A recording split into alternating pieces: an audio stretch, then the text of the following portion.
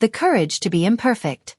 Imagine standing in front of a crowd, your heart pounding, your palms sweating, and admitting not your achievements, but your flaws. Not your strengths, but your fears. Not your carefully curated image, but your messy, vulnerable self. For most of us, that idea feels unbearable. We live in a world that applauds perfection. We are told to put on a smile, to keep it together, to never show weakness. Society rewards the person who seems confident, polished, and untouchable. But deep inside, you and I know something different.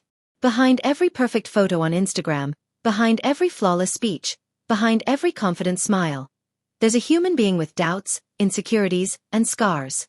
Yet, we hide these parts of ourselves because we're afraid. Afraid of judgment. Afraid of rejection. Afraid of not being enough. Now pause for a moment and imagine a different kind of courage. Not the courage of climbing mountains or fighting battles, but the courage of standing as you are. No masks. No pretending. Just real. What if I told you that true strength is not about being perfect at all? In fact, it's the opposite. True strength comes from embracing imperfection. This is the groundbreaking truth that Brené Brown, a researcher, author, and storyteller, has uncovered through decades of studying vulnerability, shame, and courage. Her work reveals something most of us secretly suspect: that the people who live the fullest lives are not the ones who hide their imperfections, but the ones who allow themselves to be seen, flaws and all. Think about the most authentic person you've ever met.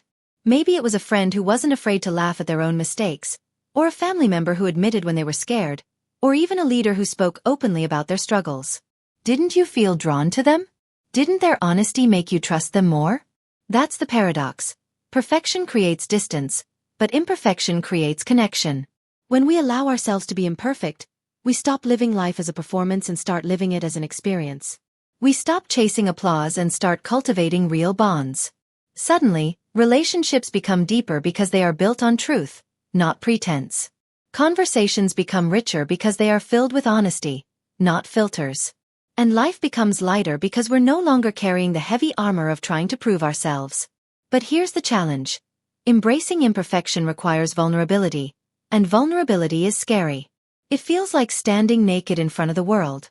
Yet, as Brené Brown explains, vulnerability is not weakness. It is courage in its purest form. It is the willingness to say, "This is me. I may not be perfect, but I am real." And here's where the magic begins. When we dare to be imperfect, something shifts. We laugh more easily, because we're not terrified of looking silly. We love more fully, because we're not constantly guarding our hearts. We pursue dreams more bravely, because we're not paralyzed by the fear of failure. This is the courage to be imperfect, the courage to live as we truly are, not as we think we should be. It's a courage that sets us free. Free from comparison. Free from judgment. Free from the endless chase of trying to look flawless while feeling empty inside. So in this video, we're going to dive into Brené Brown's powerful idea: the courage to be imperfect. We'll explore why embracing imperfection is not only liberating, but essential for joy, love, and genuine connection. Because when you finally stop pretending and start showing up as yourself, life doesn't just get easier, it gets more meaningful. And in that space of authenticity, we discover the kind of strength perfection could never give us. 1. Vulnerability is strength, not weakness. From the moment we are young, most of us are taught the same unspoken rule. Don't let people see your cracks. Don't cry in public. Don't admit when you're scared. Don't say, "I don't know." We learn quickly that showing emotion is often met with labels: too sensitive, too dramatic, too weak. And so, little by little, we start building walls. We present to the world the version of ourselves we think it wants: strong, confident, and in control. But here's the paradox. Those walls we build to look strong actually make us weaker inside. Why? Because walls don't just keep pain out, they also keep love, connection, and joy from getting in. Brené Brown's decades of research into human connection revealed something revolutionary. Vulnerability, the thing we are most afraid of showing, is not weakness at all. It is the purest form of courage. Think about it. Pretending to be fine when you're not? That's easy. Hiding your mistakes so no one can criticize you? That's easy. Keeping your feelings locked up so you never risk rejection? That's easy. But standing up and saying, "I messed up," or "I need help," Or, I love you, when you don't know if the other person loves you back. That takes guts. Let me give you an example. Imagine someone who's afraid of being judged at work. They make a mistake on a project and their instinct is to cover it up, hoping nobody notices. On the surface, they look strong because they're keeping their cool. But what happens when the mistake eventually comes out? Trust is broken.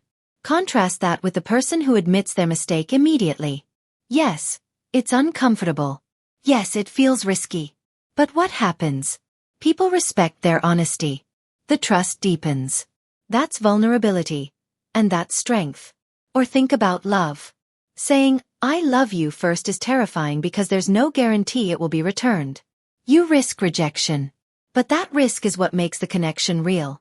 If you always wait for the other person to go first, you're not really protecting yourself. You're holding yourself back from intimacy.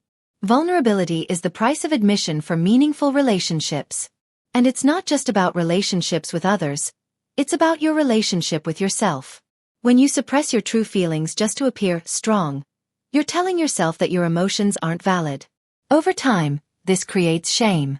You begin to believe that something is wrong with you for feeling what you feel. But vulnerability breaks that cycle. By acknowledging your emotions, you're saying, I am human. And that's okay. Here's the deeper truth. Vulnerability is the birthplace of everything we desire most in life. Love, connection, creativity, belonging, trust, resilience. All of it begins with a willingness to be vulnerable. You can't fall in love without risking heartbreak. You can't create art without risking criticism. You can't grow in your career without risking failure. Every beautiful thing in life requires vulnerability as its foundation.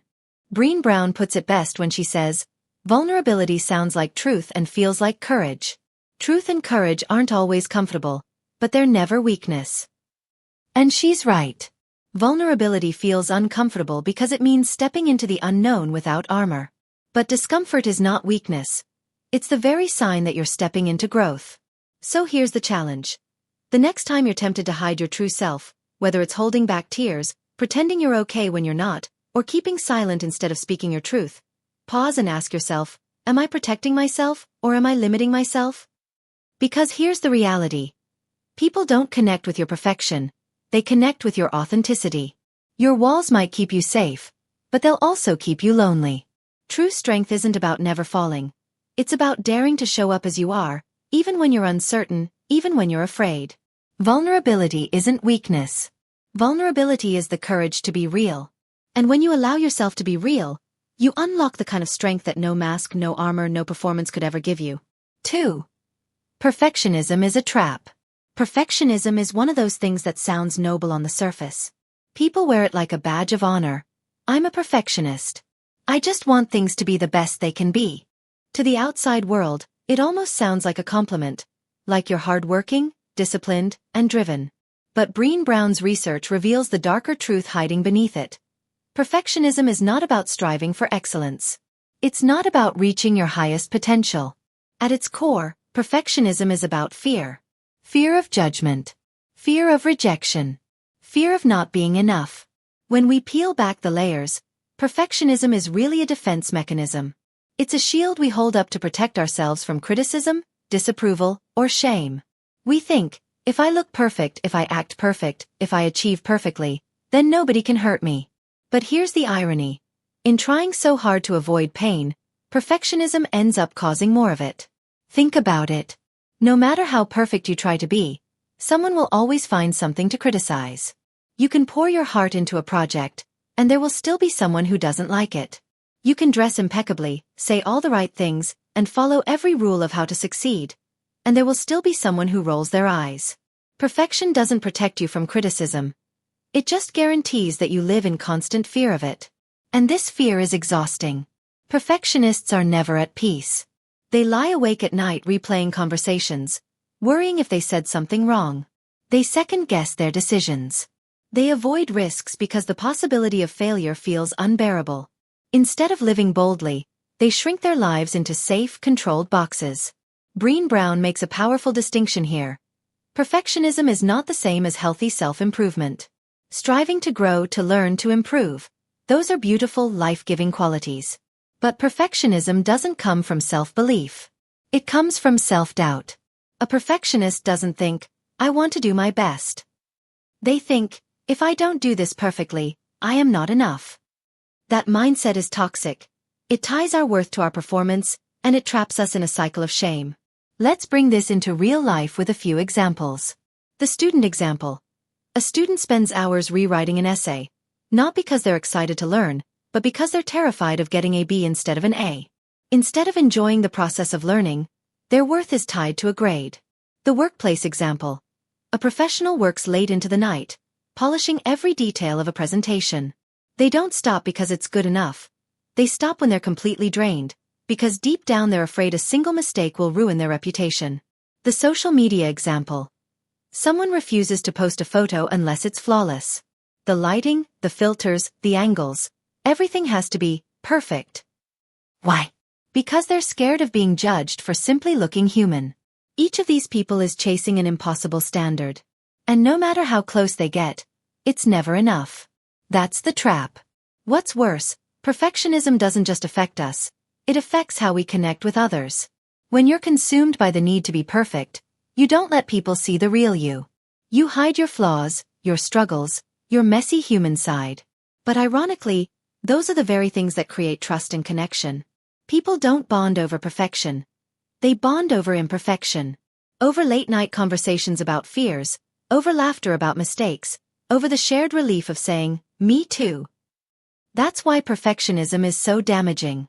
It doesn't just block growth, it blocks love, creativity, and belonging. So what's the alternative? Brené Brown suggests something far more freeing. Authenticity. Instead of trying to be perfect, try to be real. Show up as you are, not as you think people want you to be. Authenticity doesn't mean sloppiness. It doesn't mean giving up on improvement. It means releasing the fear that you must be flawless to be worthy. It's about saying, this is me. Imperfect but honest. Flawed but trying. And that's enough. When you let go of perfectionism, you create space for growth without shame. You take risks because you no longer demand perfection. You only demand progress.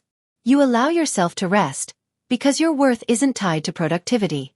You learn to laugh at mistakes, because mistakes are proof you're alive and learning. And here's the beautiful irony. When you stop trying to be perfect, you often perform better.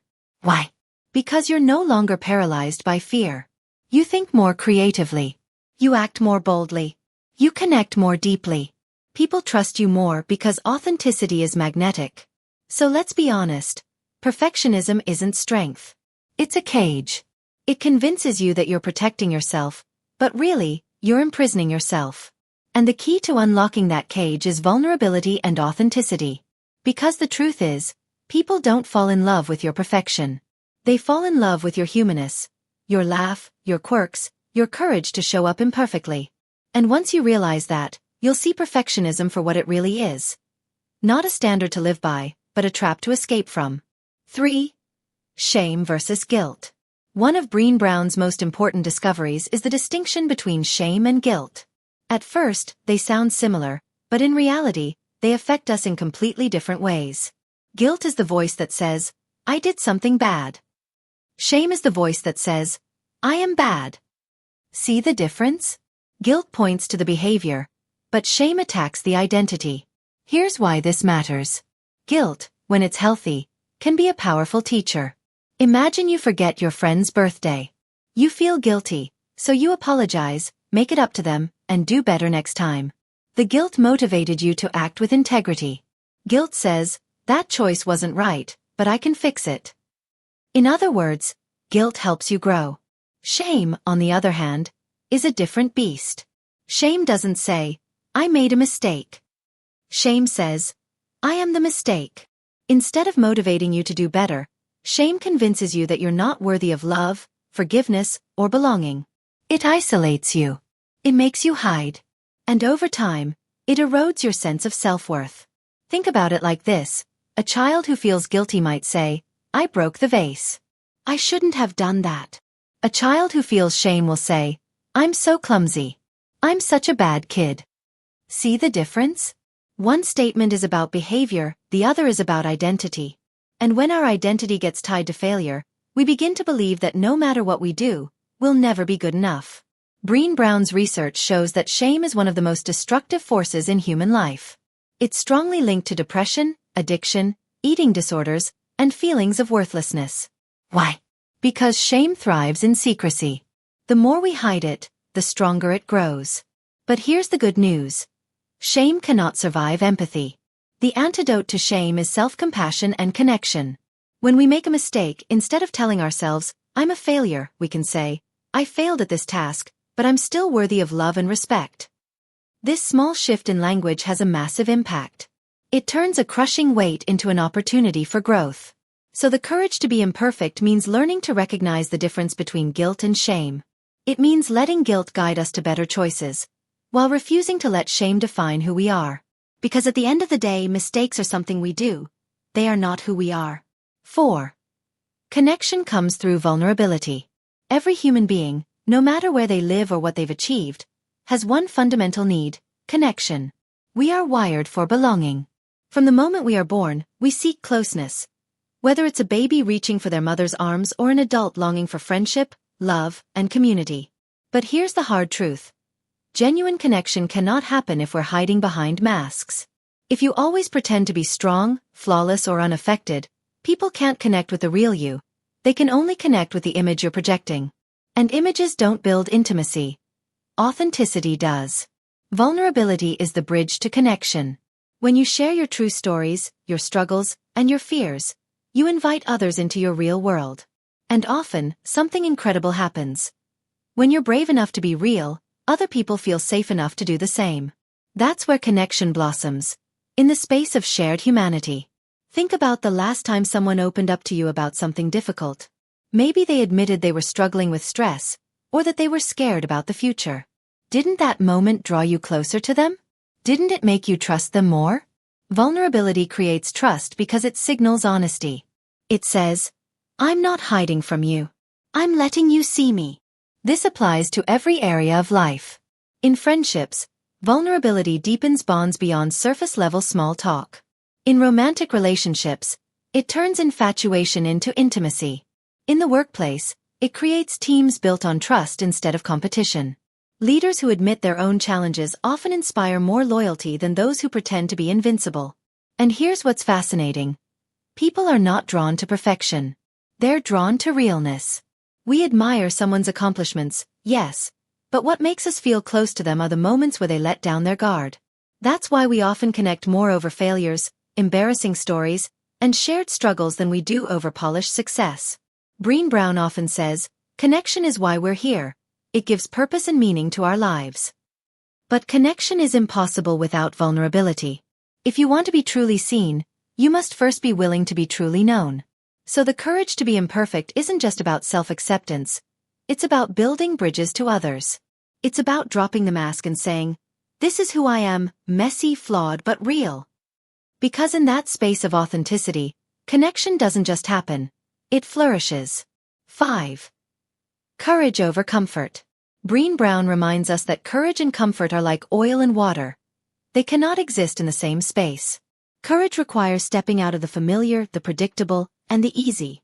Comfort, on the other hand, keeps us safe, but it also keeps us small. Think about the most defining moments in life.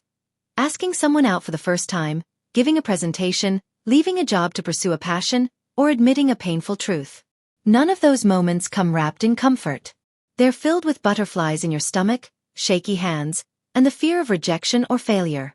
Yet, it's those exact moments that shape us, that stretch us into who we are meant to become. For example, someone might stay at a job they dislike for years because it pays the bills and feels secure. But deep down, their heart dreams of building something of their own. Without courage, that dream never becomes reality. It just stays an unfulfilled "what if?" Or consider relationships. Maybe you've loved someone silently, but fear of rejection keeps you quiet. Choosing comfort keeps you safe from heartbreak, but it also robs you of the possibility of love. The truth is, courage always carries risk. Risk of failing, risk of being misunderstood, risk of losing. But without courage, we lose something far greater. The chance to grow, to change, to live fully. The courage to be imperfect is not about being fearless. It's about moving forward despite fear, because growth lives on the other side of discomfort. 6. Self-compassion is essential. One of the most overlooked lessons from Brené Brown is the radical power of self-compassion. Most of us have no problem showing kindness to others. We forgive, we encourage, we comfort. But when it comes to ourselves, we often become our own harshest critics. Think about the way you talk to yourself after making a mistake. Do you say, "It's okay, everyone makes mistakes"? Or do you whisper to yourself, "I'm such an idiot. I always mess things up"? Those words matter more than we realize. They create the mental environment we live in every single day. Self-compassion is not weakness. It's not about excusing laziness or avoiding responsibility. Instead, it's about giving yourself permission to be human. It means saying, "Yes, I failed, but failure does not define me. I'm still learning. I'm still worthy." This mindset doesn't make you less accountable. It makes you stronger. Because when you're not busy tearing yourself down, you have more energy to rise again. Research also shows that people who practice self-compassion are more resilient. They recover faster from setbacks, they take healthier risks, and they're more motivated to grow. Imagine if every time you stumbled, instead of kicking yourself down, you extended a hand and said, "Get up, we've got this." That's the voice of self-compassion, and it's one of the greatest allies of courage. 7. The power of authenticity. At the heart of Brené Brown's work lies one simple but life-changing truth. Authenticity is freedom. And authenticity doesn't mean oversharing or telling everyone every detail of your life. It means living in alignment with your true self. So many of us spend years wearing masks. We put on a version of ourselves that feels acceptable to others. The perfect student, the tough professional, the always happy friend. But when we do that, people never get to meet the real us, they only meet the performance. And no performance, no matter how convincing, can satisfy our deepest need for connection. Authenticity requires courage because it means letting yourself be seen. It means saying, "This is who I am. These are my values. This is what I stand for." And yes, sometimes that means people won't like you. But the right people, the ones who truly belong in your life, will be drawn to you not for your mask, but for your truth. Think of it this way. Authenticity is magnetic. When you see someone who is unapologetically themselves, it inspires you. Their freedom gives you permission to take off your own mask. That's the ripple effect of living authentically. You not only liberate yourself, you also light the path for others. And here's the secret. Authenticity doesn't just make life more fulfilling, it also makes life less exhausting. Pretending is heavy. Hiding is draining. But living as yourself, imperfect and real, is the ultimate form of courage, and the ultimate act of belonging. 8. The role of empathy. Another key part of embracing imperfection is empathy. Brené Brown reminds us that empathy is the antidote to shame. Think about it. Shame thrives in silence, in secrecy, and in the belief that, "I'm the only one who feels this way." But the moment someone listens and says, "I get it. I've been there too," shame begins to lose its grip. Suddenly, what felt heavy and isolating starts to feel lighter, because now it's shared. Empathy isn't about fixing someone's pain or rushing in with advice. It's about sitting with them in that pain and saying, "You're not alone." It's about listening without judgment, without comparing, without minimizing their experience. True empathy is presence. When we practice empathy, we create spaces where people feel safe to be vulnerable. We build relationships rooted not in perfection, but in understanding. Imagine how different our families, workplaces, and communities would be if more of us responded with empathy instead of criticism. It's not just a soft skill. It's a powerful force that heals, strengthens, and connects us on a deeply human level. 9. Joy comes from gratitude and vulnerability. Many people believe that joy is waiting on the other side of success, that once they've achieved enough, earned enough, or perfected enough, then they'll finally allow themselves to feel joy. But Brené Brown's research shows the opposite.